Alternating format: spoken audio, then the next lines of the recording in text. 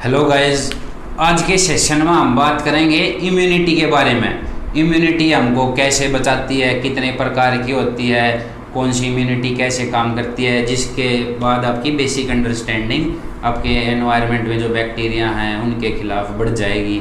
So start करते हैं। Immunity, जैसे आपको पता होगा हमारे सराउंडिंग्स में बहुत से बैक्टीरिया होते हैं, वायरस होते हैं, चारों तरफ होते हैं, तो इनके खिलाफ ये हमको असर नहीं कर पाते ज़्यादातर टाइम्स। तो ये कैसे, जैसे सबसे पहले तो हमारे अंदर होती है immunity, innate immunity. Innate immunity मतलब जो हमें बचपन से ही मिलती है, इनबोर्न होती है हमारे अंदर। वो जैसे उसमें एग्जांपल जैसे उसका स्किन हो गई, भाई जो बैक्टीरिया हैं, वायरस है, ज़्यादातर स्किन हो गए, ये डेड सेल्स होते हैं, इन पे तो वो असर कर पाएंगे नहीं, तो अंदर जो लिविंग सेल्स है उन तक पहुँचेंगे नहीं, तो स्किन एज ए बैरियर काम करती है सबसे पहले तो। उसके बाद जैसे म्यूकस मेम्ब्रेन्स हो गई हमारी, जैसे थ्रोट में, नोज़ में म्यूकस जो बैक्टीरिया होता है उनको अंदर तक जाने नहीं देता, सेल्स तक। और जैसे हमारे आंसू हो गए, ये हमारे लैक्राइमल ग्लैंड से जो हमारे टीयर सिक्रेट होते हैं आंसू, इनमें भी मतलब एंजाइम्स होते हैं जो बैक्टीरिया को मार देते हैं।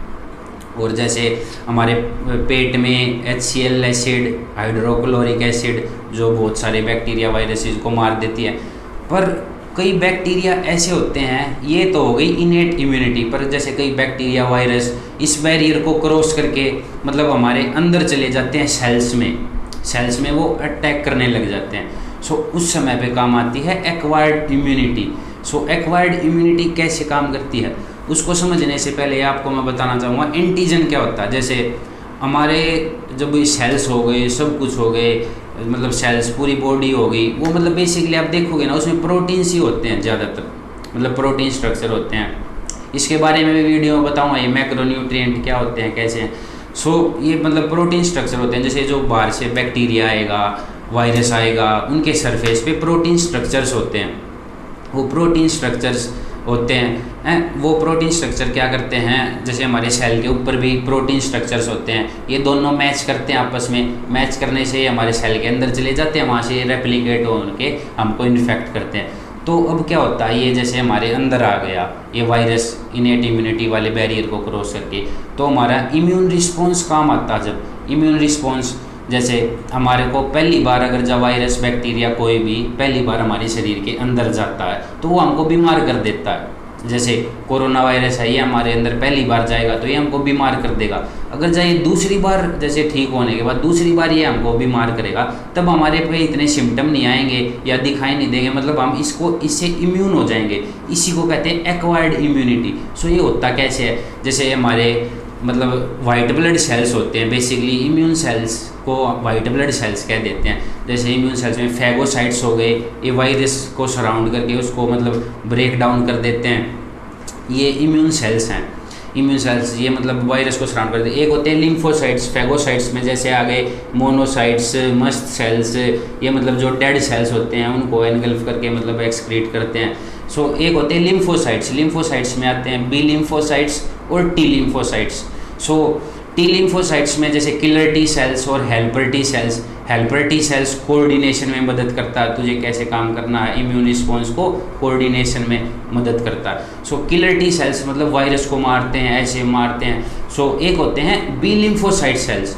एक्वायर्ड इम्यूनिटी में बी लिम्फोसाइट्स का सबसे ज़्यादा रोल होता है। कैसे, जैसे किलर टी सेल्स ने वायरस को मतलब ब्रेक डाउन कर दिया, अब बी लिम्फोसाइट सेल्स क्या करेंगे, बी लिम्फोसाइट्स उस वायरस के पार्ट्स को देखेंगे, उसको देख के मतलब एंटीबॉडी बना लेंगे। जो एंटीबॉडी अगर अगली बार वो वायरस हमारे को आए, वो एंटीबॉडी उसको डिटेक्ट करके, बी लिम्फोसाइट सेल्स उसको डिटेक्ट करके उसको तभी जैसे उसके प्रोटीन स्ट्रक्चर ऐसे हो गया तो एंटीबॉडी हमारा शरीर इस टाइप की बनाएगा। प्रोटीन स्ट्रक्चर के ऊपर आके जुड़ जाएगा। तो ये मतलब प्रोटीन जो वायरस पहले हमारे सेल के अंदर घुस जाता था, घुस को हमें इन्फेक्ट कर देता, वो इसका ये स्ट्रक्चर था। अब ये एंटीबॉडी का ये स्ट्रक्चर ये आके मिल गया, मिलने के बाद क्या होगा, इसका स्ट्रक्चर डीनेचर हो जाएगा। ये हमारे सेल के जो प्रोटीन होते हैं उनके थ्रू अंदर हमारे सेल के अंदर नहीं जाएगा, ये रेप्लिकेट नहीं करेगा, तो ये हमको इन्फेक्ट नहीं कर पाएगा। ये होती है एक्वायर्ड इम्यूनिटी, जिसमें बी लिम्फोसाइट सेल्स काम में होते हैं। तीसरे नंबर की होती है पैसिव इम्यूनिटी।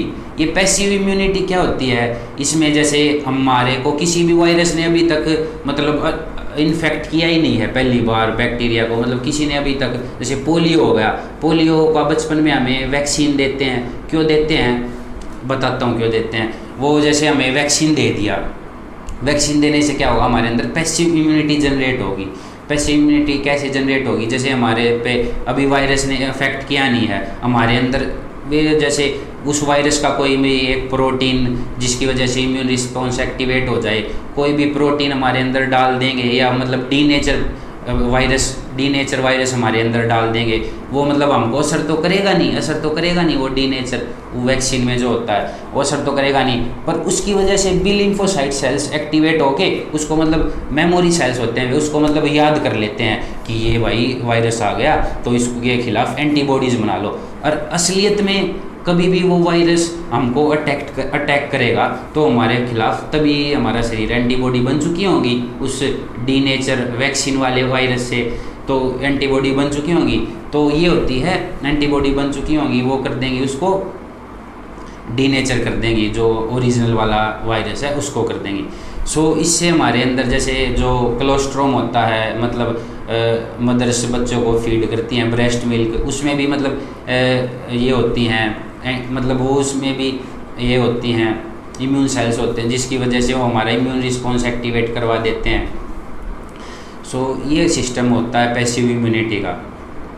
सो ये मतलब लॉन्ग लास्टिंग नहीं होती ज़्यादातर, इसमें बस यही डिफरेंस है। और ये मतलब एक्चुअली वो वायरस हमारे अंदर अटैक करता नहीं या बैक्टीरिया अटैक करता नहीं, और उसी से पहले ही हम उसके खिलाफ एंटीबॉडी बना लेते हैं, ये होता है पैसिव इम्यूनिटी। पूरा ओवरऑल अगर जो आप देखोगे ये इम्यून सिस्टम बहुत ही कॉम्प्लेक्स होता है, बहुत ही कॉम्प्लेक्स है, पर ये एक तरीके से सिंक्रोनाइज तरीके से मतलब काम करता रहता है।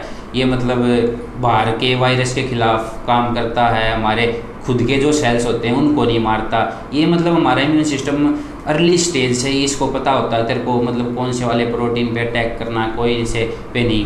कई बार ओवर इम्यून रिस्पॉन्स भी हो जाता है, जैसे ऑटो इम्यून डिजीज़ हो जाती है, जिसकी वजह से जैसे टाइप 1 डायबिटीज़ में क्या होता है, हमारे इम्यून सेल्स होता है, ये इम्यून सेल्स मतलब जो बीटा सेल्स होते हैं हमारे पैनक्रियाज में उनको मार देते हैं, जिसकी वजह से इंसुलिन सिक्रेट नहीं हो पाता, हमें टाइप 1 डायबिटीज़ हो जाती है। सो इस तरीके से ये मतलब हमको जेनेटिकली होता है बेसिकली, इसका कारण अभी पता नहीं है, वैसे कहते हैं जेनेटिकली है, पर इसमें जो इम्यून सेल्स होते हैं वे उसको मार देते हैं बीटा सेल्स को। सो ये ऑटो इम्यून डिजीज़ भी हो जाती हैं, और अगर जो हमारा इम्यून सिस्टम अच्छे से काम नहीं करे। सो इसके ऊपर मैं एक अलग वीडियो बताऊंगा। अगर जो आपका कोई क्वेश्चन हो तो आप कमेंट करें, और वीडियो अच्छी लगी हो तो लाइक करें, शेयर करें, सब्सक्राइब करें।